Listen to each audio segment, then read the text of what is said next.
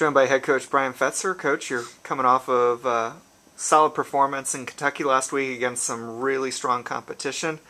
Obviously, the headliners were your men's throwers. Philip Mihaljevic was ACC Field Performer of the Week. What did you take away from the Kentucky meet? Well, it definitely was an eye-opener for a lot of people. Coach Floreal and the Kentucky did an incredible job of putting together, arguably the best meet in the country indoors.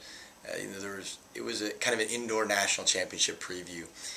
And obviously our throwers, in a field that was very, similar to what the field's going to be like at the NCAA championships, performed really well. Jordan Young has continued each week to improve and, be able to rise to the occasion when he needs to rise to the occasion. And huge PR from him and Philip breaking the school record in the shot in his first indoor meet as a Cavalier.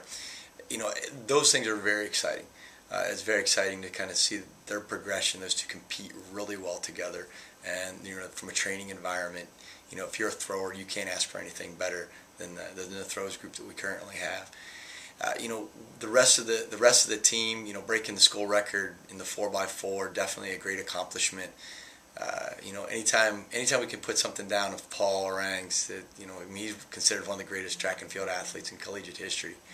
And, being an alumni and being able to break one of his school records is definitely a good plus. When we set ourselves up well, through that Kentucky meet to do on and kind of move on through the rest of, the indoor season. So we definitely got to gauge where we were at and kind of see where we need to improve kind of going forward.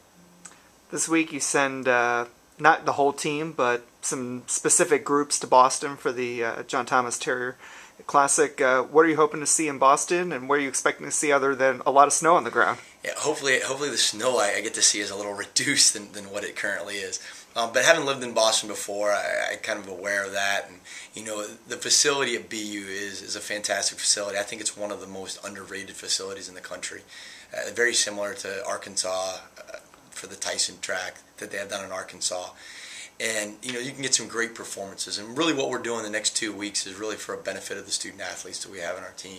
So, this week, everybody that's kind of around the track is heading to Terrier. And next week, all our field eventers and short sprinters, are going to Virginia Tech.